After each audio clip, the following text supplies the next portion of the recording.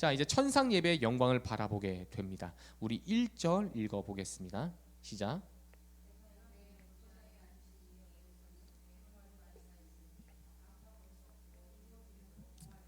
자, 이제 우리가 계속 좀 여러분들께서 그동안 쓰지 않았던 뇌를 이제 풀 가동하면서 한번 해봅시다. 자, 안팎으로 그냥 빼곡하게 뭔가 쓴 거네요, 그렇죠? 그러니까 여러분들 이런 이야기들은요, 다니엘서에서도 이런 이야기들이 많이 나오는데 묵시적인 표현들이에요. 안팎으로 뭔가 썼는데 그걸 막 파헤치려고 예를 들게요. 예수님께서 가늠한 현장에서 돌맞아 죽을 뻔했던 여인을 바리새인들이 데리고 와갖고 이 사람이 외도했다, 간음했다, 현장에서 붙잡혔다, 모세 율법에 따르면 이 자리에서 돌맞아 죽어야 된다. 예수여 당신은 어떻게 생각하냐? 라고 했더니 예수께서 어떻게 하시죠? 땅에다 무언가를 쓰셔요, 그렇죠? 땅에 무언가를 쓰시고 너희 중에 죄 없는 자가 먼저 돌로 치라 라고 하시고 또 뭔가를 땅에 쓰셨대요. 그래도 이제 사람들이 다 떠났다고 하죠. 자, 그래갖고 이제 이걸 갖고 정말 많은 분들이 이거 썼을 거다, 율법을 썼을 거다, 뭐 십계명을 썼을 거다, 사랑이라고 썼을 거다, 그림을 그렸을 거다, 뭐 별 얘기를 다 해요. 근데 그런 의미가 아니에요. 의도 자체가 그런 의도가 아니라고요. 성경 저자가 그렇게 했으면은 그런 의도가 아닌 거예요. 자, 여기서 마찬가지로 안팎으로 뭔가 써졌대요. 그럼 안팎으로 이 내용은 분명히 이런 내용이었을 거예요, 저런 내용이었을 거예요, 하나 여러분들 필요가 없어요. 성경은 지금 그걸 말하려는 게 아니에요. 하나님이 계획하심이 있다라는 거예요, 여러분들. 그러니까 우발적으로, 감정적으로, 즉흥적으로 뭔가 하나님이 하시는 게 아니라 계획이 다 있다라는 거예요. 그것도 안팎으로 빼곡히 쓸 만큼 아주 섬세하고 치밀하게 하나님의 구원 계획이 있다라는 것을 성경은 그것을 의도하고 있습니다. 자, 그런데도 불구하고 여러분들 그렇게 안팎으로 써져 있는데 어떻게 이것이 묶여져 있어요? 7인장으로 봉인되어 있대요. 여러분들 7이라는 수가 어떤 수죠? 완전수예요. 그러니까 그렇게 해석하시면 돼요. 그러니까 이미지 언어는 하나 떼고 하나 떼면 됩니다. 자, 완전히 이거 이는 누가 찍는 거죠? 보통 왕이 찍는 거죠. 그러니까 완전한 왕이 찍어 놓은 거예요. 완전한 왕. 그러니까 완전히 못 보는 거예요. 완전히 볼 수 없다. 여러분들 구원의 계획이 있어요. 예를 들게요. 부자 되는 비결이 있어요. 이 비결 완전해요.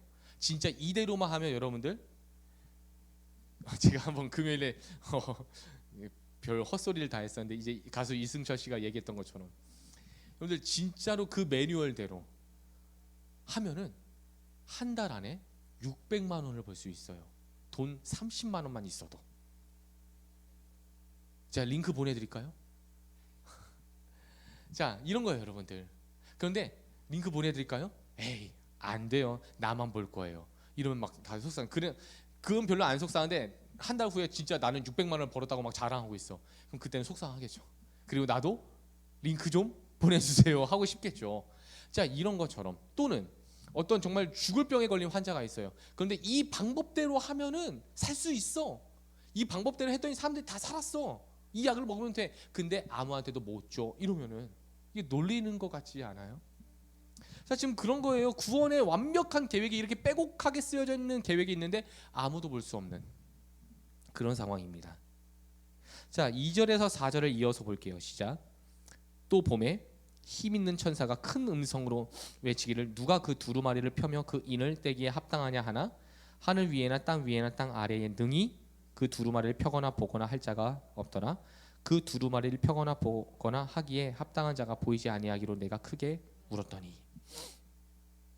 사도 요한이 왜 울었을까요, 여러분들?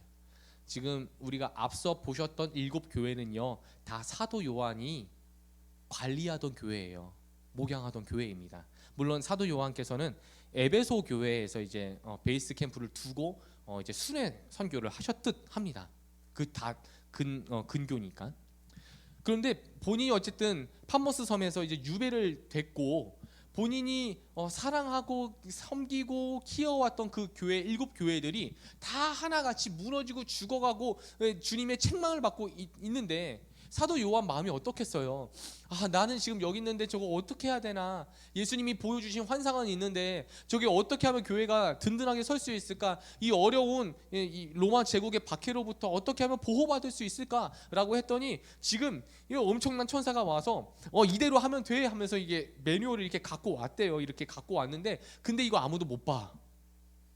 이렇게 얘기해 버렸으니 사도 요한이 마음이 무너지는 거죠, 여러분. 누구 놀리는 것도 아니고 울 수밖에 없는 거예요. 아무도 볼 수 없다. 근데 여러분들 이 두루마리를 두고 누가 외친 거예요? 이 말을 누가 한 거예요? 아무도 볼 수 없다고 누가 말한 거예요? 힘 있는 천사가. 옛날 성경에는 힘센 천사라고 되어 있어요. 그러니까 여러분들 이거 하나하나가 다 메시지거든요. 왜 힘이 센 천사가 이 말을 했을까요, 여러분들? 그러니까 지금 이렇게 두루마리가 이렇게 돼갖고 여기 이렇게 한 바퀴 끈을 묶고 인봉을 딱 했어요. 그랬더니 힘센 천사가 딱 갖고 와갖고 이거 아무도 못 본대 이렇게 하고 있네요. 왜 힘센 천사였을까? 예를 들어서 금고문이 있어요. 금고문. 그런데 우리 성도님들 뭐 다 못해. 이 권대희 집사님이 힘이 제일 셀 것 같은데 그분이 해도 안 열려요. 강호동이 왔어요. 강호동이 해도 안 열려요. 이만기가 와서 해봐도 안 열려요. 그럼 금고문을 힘으로 열 수 있는 사람이 있다는 거예요, 없다는 거예요, 지금? 그 얘기예요, 여러분들. 힘센 천사가, 강력한 천사가 왔는데 그 강력한 천사조차도 이걸 뜯어낼 수가 없는. 그래서 여러분들 이 이야기는요, 여러분들 우리가 늘 생각해야 될 게 무엇이냐면 지금 이 상황이 어떤 상황이냐면은 로마 제국의 압제를 받고 있어요. 근데 이 로마 제국의 압제라는 것은 단순히 말하면 힘의 논리예요. 아주 강력한 힘으로 교회를 죽이려고 한다니까요. 여러분 지금 이 세상이 그렇지 않습니까? 이 세상에 강력한 힘이 있잖아요. 돈이라는 강력한 힘이 있어요. 지식이라는 강력한 힘이 있어요. 인맥이라는 강력한 힘이 있어요. 문화와 법, 교육이라는 강력한 힘이 있다고요. 이걸 우리가 어떻게 이겨요? 이길 수 없어요. 지금 마치 성경은 이렇게 말하는 것 같아요. 그런데 그 구원의 방법은 힘의 논리, 다시 말해서 힘으로 얻을 수 있는 방법이 아니야. 그럼 무엇으로 얻을 수 있는 거야? 따라해 볼게요. 자격을 얻어야만 돼. 그러니까 힘센 천사는 자격이 없어요. 힘은 있지만 자격은 없다고요. 여러분들 구원을 어떻게 받는 거예요? 자격으로 받아요. 맞아요. 어떤 자격입니까? 하나님의 자녀라는 자격이에요. 은혜라고요, 여러분들. 하나님의 은혜.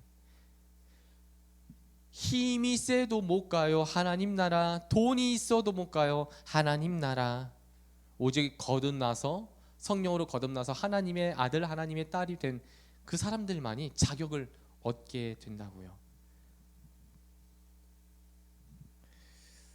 하지만 사도 요한은 아직 거기까지는 당시에는 알지 못했었겠죠. 그래서 아마 펑펑 울 수밖에 없었을 겁니다. 근데 여러분들 우리가 되게 기도할 때에 또는 기도하다가 눈물을 펑펑 쏟는 시점이 있다면 되게 이런 상황 아닐까요?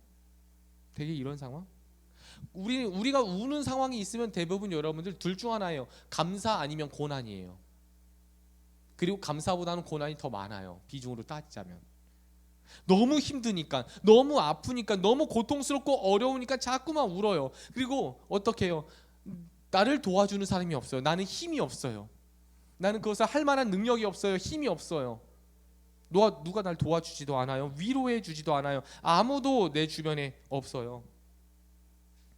그렇게 내 무능함만 탓하고 있는 그 시점에서 오늘 이 계시록 5장은요. 너의 무능함, 너의 약함, 너의 넘어짐, 그것이 끝이 아니라는 것을 보여주는 거예요. 세상은 힘 있는 사람이 성공하고 힘 약한 사람이 패배한 것처럼 말하겠지만 사실 하늘의 법칙은 달라. 하늘의 법칙은 힘이 상관이 없어. 오직 자격이야. 그럼 그 자격, 과연 그 자격은 무엇입니까? 우리 5절 읽어볼게요. 5절입니다. 시작. 장로 중 한 사람이 내게 말하되 울지 말라. 유대 지파의 사자 다윗의 뿌리가 이겼으니 그 두루마리와 그 7벤을 떼시리라 하더라. 아멘. 승리하신 유다의 사자 다윗의 뿌리만이 그 두루마리의 잠금을 풀어낼 수 있다라는 겁니다. 그 하나님의 구원의 그 빼곡한 구원의 어떤 중요성이 바로 예수 그리스도를 통해 계시된다는 뜻이죠. 그 빼곡했던 하나님의 그 계획들이. 그런데 이 사도 요한이 듣기는 어떻게 들었어요? 유다의 사자라고 들었잖아요. 유다의 사자라고. 그런데 왜 유다의 사자라고 불리워집니까? 당시 유대인들에게, 근동 지역 사람들에게 있어서 가장 강력한 짐승은 둘 중 하나예요. 곰 아니면 사자예요. 근데 대부분 이제 짐승의 왕이라고 부르면 사자를 말하죠. 그 포효 소리가 뭐 2000m까지 들린다면서요. 그 정글 초원에서 엉 하면은 2000m까지 간대요. 그래서 그 소리를 들으면 막 새들도 막 도망가고 날아가고. 근데 왜 하나님께서 유다의 사자라는 칭호를 이제 예수 그리스도에게 주셨냐면은 그 사자가 유다를 지키겠다는 뜻이거든요. 그 강력함으로, 왕적인 권위로. 자, 그러니 이제 사도 요한이 야, 유다의 사자? 그럼 내가 따랐던 지금으로부터 약 60년 전에 이제 하늘나라 올라가셨던 그 예수님 내가 만나겠구나. 이 기대를 했을지도 모르겠어요. 사도 요한이 얼마나 확인해 보고 싶었을까요? 정말로 맞나? 정말 믿고는 있었지만 그래도 확인할 수 있는 기회니까. 그런데 이게 웬걸? 우리 6절 읽어볼게요. 시작. 내가 또 보니 보좌와 네 생물과 장로들 사이에 한 어린 양이 서 있는데 일찍이 죽임을 당한 것 같더라. 그에게 7뿔과 7눈이 있으니 이 눈들은 온 땅에 보내심을 받은 하나님의 7영이더라. 유다의 사자라고 해갖고 딱 봤더니 뭐예요? 그냥 어린 양도 아니고 죽었던 흔적을 가진 어린 양이래요. 그냥 양도 아니고 어린 양, 죽었던 흔적을 가진.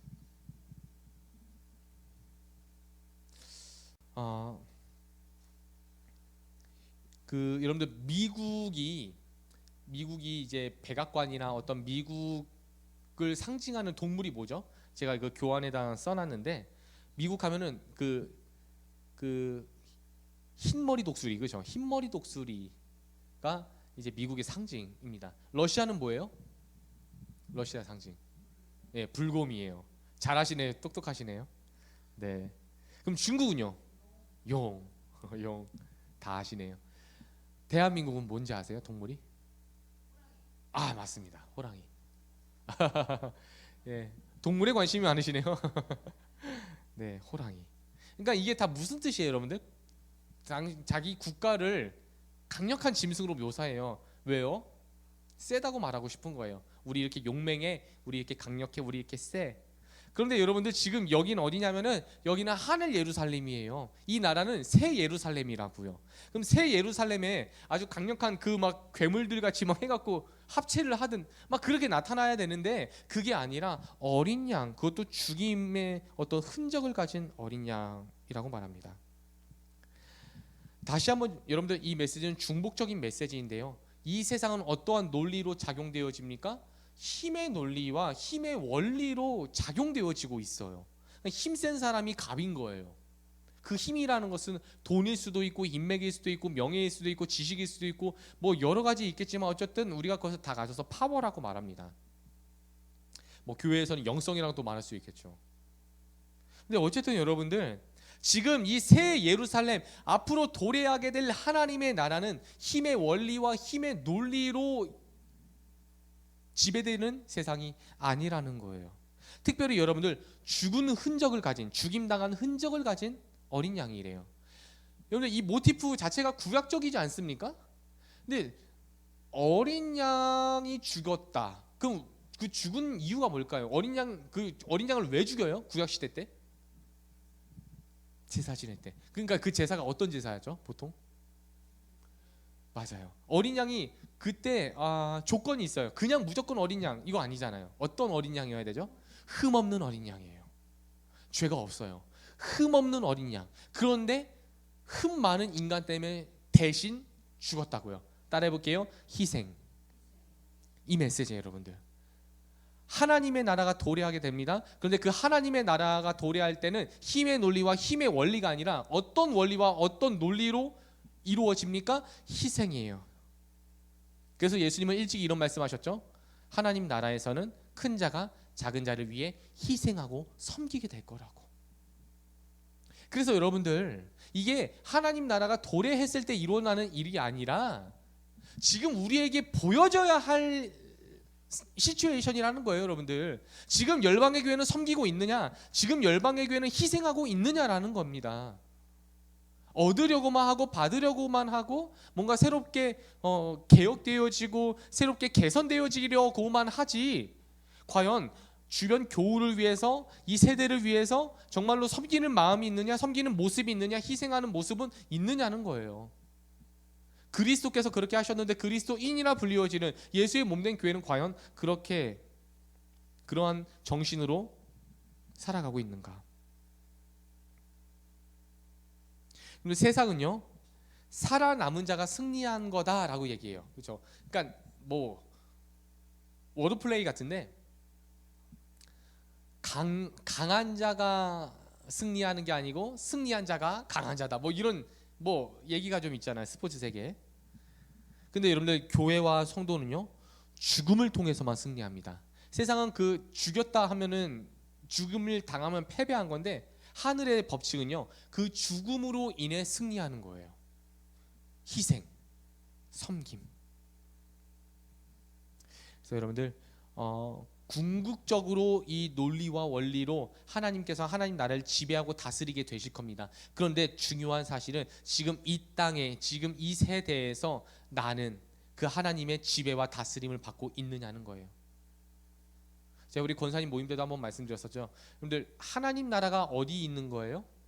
하나님 나라 시간적으로 말할 수 있는 거예요? 뭐 구약 시대 BC 3,500년 전이 하나님 나라였습니까? 아니면은 예수님이 오셨을 때 그 팔레스타인 그 지역이, 갈릴리가 하나님 나라였습니까? 아니면 주 313년경 콘스탄티노플 대제가 이제 기독교를 국교로, 로마의 국교로 칙령했을 때에, 밀라노 칙령을 했을 때, 그때가 이제는 하나님 나라가 임한 겁니까? 아니면 대한민국에 그 우리 동네에도 있더라고요. 자유통일당이 뭐 또 서명해달라고 막 써 있더라고요.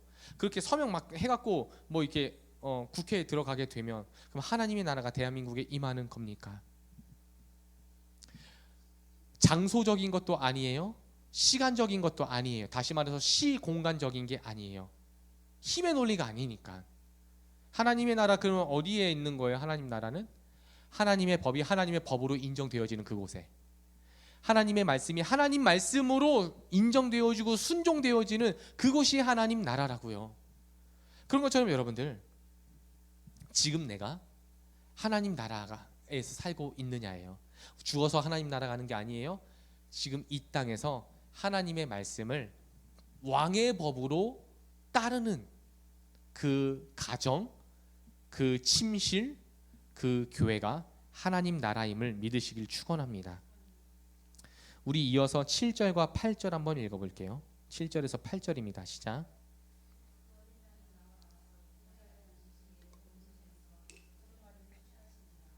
그 두루마리를 취하심에 네 생물과 24 장로들이 그 어린 양 앞에 엎드려 각각 검은고와 향이 가득한 금대접을 가졌으니 이 향은 성도들의 기도라. 아시겠지만 여러분들, 1세기 성도들은 계속해서 아주 큰 어려움을 당하고 있었어요. 그런데 지금 보니까 지상교회에서는 어려움을 당하고 있었는데, 이제 천상교회로 해석을 해보니까 어떤 일이 있었어요? 그 성도들의 그 기도가 향연으로 하나님 앞에 드려지고 있었다. 그러니까 여러분들, 여기서의 기도는 물론 우리가 제의나 제법을 갖춘, 어떤 예법을 갖춘 기도의 모습일 수도 있겠지만, 너무 힘들고 아파서 울부짖는 것도 하나님께 기도가 되어집니다. 그 대표적인 모습이 여러분들 출애굽기 2장에 있잖아요. 이스라엘 백성들이 너무나도 바로의 그 고역 때문에 괴로워서 여호와께 부르짖었더니 이를 그가 들으셨더라 되어 있잖아요. 말 못하는 아기들은 울 수밖에 없는 거예요. 그 아기는 미성숙하다는 뜻이 아니라 힘이 없으니까 뭐라고 말도 못하겠고, 뭐라고 투쟁도 못하겠고, 뭐라고 변명할 수도 없을 만큼 아무런 힘이 없는 아주 최약자의 모습.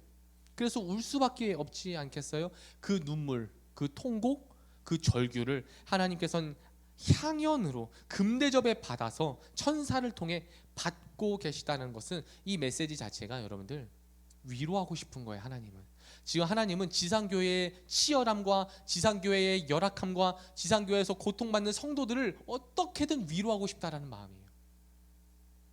근데 그 위로가 우리에게도 닿기를 소망합니다. 여러분들께서 기도하시는 모습들, 또 여러분께서 절규하는 마음의 어떤 부르짖음들, 그거 하나님 외면하지 않는다는 거예요. 여러분들 얼마나 귀한지 금대접에 받쳐진 데잖아요. 여러분들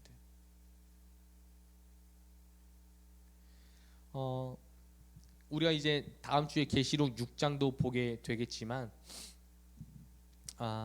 6장에서는 여러분들 그 순교당한 믿음의 선배들이 절규하고 있죠. 또 어떤 절규였냐면은 언제까지 우리 교우들이, 언제까지 우리 형제와 자매들이 이렇게 죽임을 당해야 합니까? 우리가 언제까지 이렇게 볼 수밖에 없는 겁니까? 라고 안타까워합니다.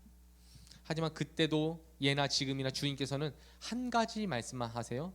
조금만 참아라. 조금만 참아라. 조금만 참아라. 그래서 여러분들 인내야말로 성경이 말하는 인내는 인내로 끝나지 않고 순결로 나타납니다. 그래서 욥기의 고백이 있죠. 내가 나의 가는 길 오직 그가 아시나니 내가 단련 받고 정금과 같이 주님 앞에 나아가게 될 것입니다. 그러니까 우리들의 인내와 우리들의 단련은 그것으로 끝나는 게 아니라 반드시 정금과 같은 모습으로 나타나게 되니 여러분들 우리가 이 사실을 의심하지 말고 끝까지 인내할 수 있는 우리 교회 되기를 축원합니다. 결론을 좀 맺겠습니다. 우리가 이제 계속해서 이제 천상에 대한 이야기를 하게 될 텐데 그 천상에 대한 이야기를 하기 직전에 어디를 봤었어요? 2장과 3장 7교회를 봤었어요. 지상교회를 봤었어요. 이 지상교회는 실제 사도 요한이 목양했던 교회인 동시에 그 말세에 드러나게 될 교회의 상을 뜻하기도 합니다. 말세에 드러날 교회의 상인 거예요. 우리 여러분들 에베소교회 어떤 교회였죠? 뭘 잃어버렸죠? 그 교회는 첫사랑을 잃어버렸대요. 여러분들 세상에 수많은 교회들이 잃어버리는 게 뭐겠어요? 처음 그 사랑, 처음 그 열정, 처음 그 마음가짐들. 우리가 그 얘기 자주 하지 않습니까? 근데 빌라델비아 교회 칭찬받는 교회가 또 있어요. 전도하는 교회고 섬기는 교회였을 것입니다. 근데 서머나 교회는요 인내했던 교회예요. 그리고 여러분들 라오디게아 교회 마지막 그 교회는 어땠어요? 예수를 주인으로 인정하지 않는 교회예요. 문 밖에 있어요. 예수님이 얼마나 밀려났는지 이 앞좌석도 아니고 문 밖으로 밀려나서 예수님을 두드리고 있어요. 주인이 바뀌어버린 교회도 있다고요. 영적으로 배교하는 교회가 있어요. 4대 교회는 뭐예요 여러분들? 너가 살아있다 하나 실상은 뭐다? 예, 근데 그 4대가 뭐라고요? Alive예요. 생명이 넘치는 교회, 뭐 이런 교회인 거예요 여러분들. 그런데 예수님 보실 땐 실상은 너는 죽은 자야. 그러니까 우리끼리 살아있어. 우리끼리 막 그런 교회도 있지 않겠습니까? 우리가 그럴 수도 있지 않겠냐고요. 버가모 교회를 보세요 여러분들. 시련받는 교회였어요. 이단에게 시련받고 주변에게 모함받고. 그러니까 이런 모든 교회의 모습들이 말세에 드러나게 될 현대 교회의 모습을 암시하기도 하는 겁니다. 그리고 동시에 그런 모습과 동시에 천상교회의 모습을 보여주고 있어요. 천상교회에서의 모습은요 예수 그리스도의 몸 그 자체입니다. 그래서 여러분들 결국에 기억나실지 모르겠지만 계시록은요, 계시록에 큰 메시지가 있는데 그 큰 메시지가 뭐냐면 여러분들 예배라고 말씀드렸어요. 예배라고. 교회가 뭐 하는 곳이에요 여러분들? 뭐 여러 가지 뭐 활동과 사역이 있겠지만 가장 궁극적으로 뭐 하는 곳이죠? 교회는 예배 공동체예요 여러분들. 예배 공동체. 그래서 7교회를 먼저 메시지를 드러내는 거예요 여러분들. 지금 예배가 되고 있는 교회냐라고. 계시록은 여러분들 그냥 예배학으로 해석해 가시면 돼요. 예배로. 그래서 지금 이 천상에서 어떤 일이 벌어지고 있는데요? 예배가 벌어지고 있는 거예요 여러분들. 예배가. 그랬더니 이제 정말 뭐 가까운 예지만 주변에 이 계시록이 말하는 예배를 전투적인 예배로 해갖고 막 뭐 시대에 환란이 다가오고 있다. 그러니 우리가 신부처럼 깨어 있어야 된다. 아니 싸우는 신부가 어디 있어요? 그냥 사랑받는 신분이 있어도 뭐 그리스도의 순결한 군사가 되어라 뭐 이런 거 막 뒤에 보면 탱크가 막 그림 그려져 있고 계시록을 말하는 분들은 다 막 완전히 무슨 군사예요 보면은.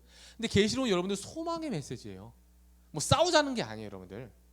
예배에 대한 이야기하는 거예요.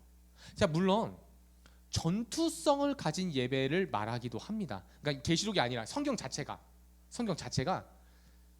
어떤 전투적인 모습으로 예배를 말하기도 해요. 예를 들어서 헤렘이라고 해갖고 여호수아 장군이 가나안 정복을 할 때에 그것을 헤렘이라고 불러요. 그 뭐냐면은 남녀노소 가리지 말고 다 죽여, 이 얘기를 한 거예요. 뭐 불결한 것들 그거 갖지 말고 다 불태워버려. 그러니까 헤렘이라는 단어 자체가 하나님께 드려졌다는 뜻이에요. 신에게 바쳐졌다. 그러니까 불태우는 거예요. 그래서 다 그냥 도륙하는 걸로 끝내는 게 아니라 그걸 제물 삼아서 다 하나님께 불로 태워서 하나님께 드리는 거예요. 왜냐하면 그게 죄랑 싸울 때 이렇게 싸우라는 거예요. 예배를 드릴 때 이렇게 드리라는 거예요. 자, 그래서 구약에서는 분명히 어떤 예배의 모습이 전투적인 항변적인 모습도 분명히 있습니다. 그런데 우리가 지금 여호수아서나 역사서를 보는 게 아니에요. 지금 우리가 계시록을 보는 건데 계시록은 어떤 전투성을 띤 예배가 아니에요. 또는 야, 앞으로 세상이 유혹을 많이 할 거야, 앞으로 세상이 공격을 많이 할 거야, 그것으로부터 우리는 믿음을 지키고 가정을 지키고 진리를 수호해야 돼 라는 어떤 방어적 태도로서의 예배도 아닙니다. 공격적 예배도 아니고요, 방어적 예배도 아니에요. 자, 그럼 뭐밖에 안 남았을까요? 어떤 예배일 것 같아요, 여러분들? 계시록이 말하고 싶은 예배는, 여러분들, 하나님께서 우리를 예배하기 위해서 만드셨죠. 예배하기 위해서. 근데 그 예배를 너 예배 안 드리면은 너 분명히 사업 망해. 너 신호등 건너가다가 차에 치일 수도 있고 다리가 부러질 수도 있어. 그냥 예배 드려. 어렸을 때 배웠던 거예요, 제가. 그래서 억지로 와갖고 예배를 드려요. 자, 예배예요, 아니에요? 실제로 이게 무슨 예배예요? 이게 무슨 예배냐고요?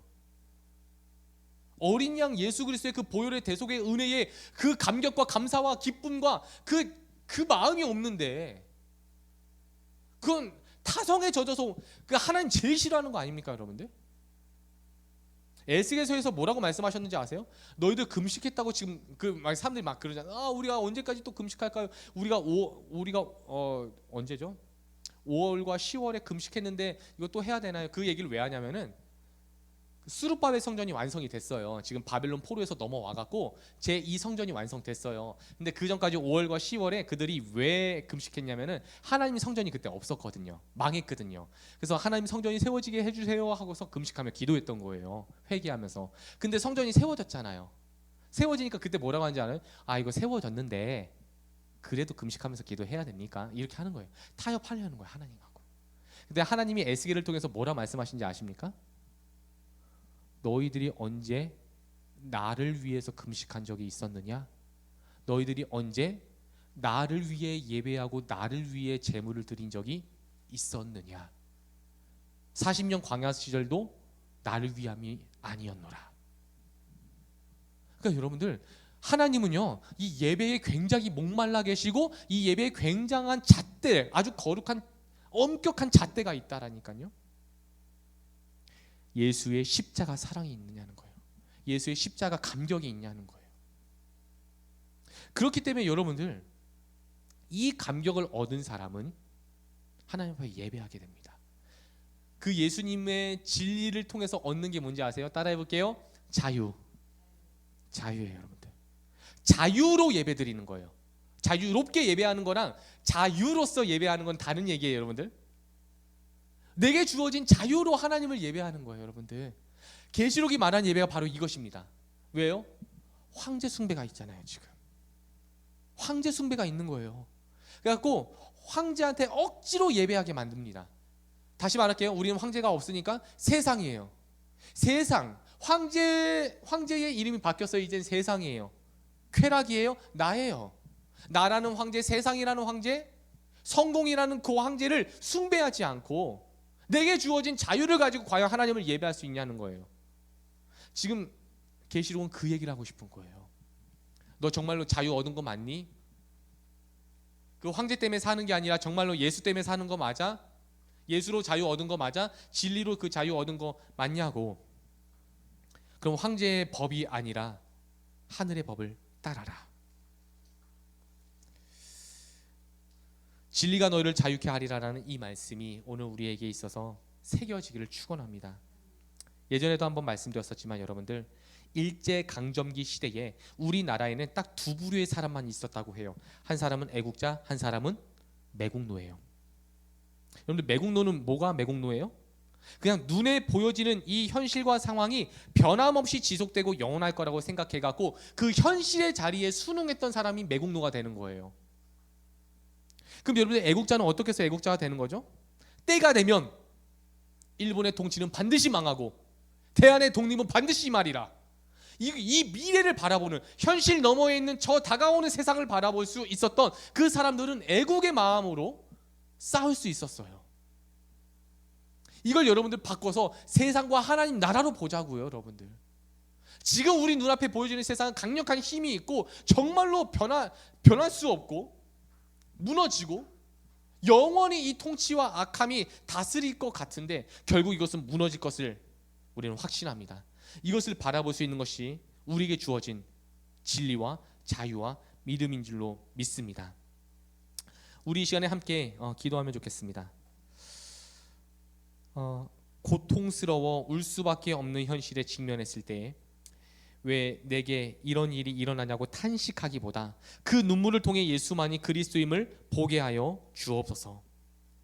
우리의 마음이 더 이상 힘의 논리에 위축되지 않고 십자가의 은혜를 통해 얻는 기쁨으로 채워지게 하여 주옵소서. 세상에 이미 빼앗긴 우리의 마음이 다시금 순종을, 어린 양을 향한 순종을 갈망하는 그 겸손한 마음으로 변화되기를 원합니다. 마지막으로 복음의 진리를 통해 우리에게 주신 참 자유로 어린 양 예수 그리스도를 예배하겠습니다. 우리 함께 믿음으로 결단하며 우리 주님 이름 한 번에 진후에 합심하여 우리 기도하겠습니다.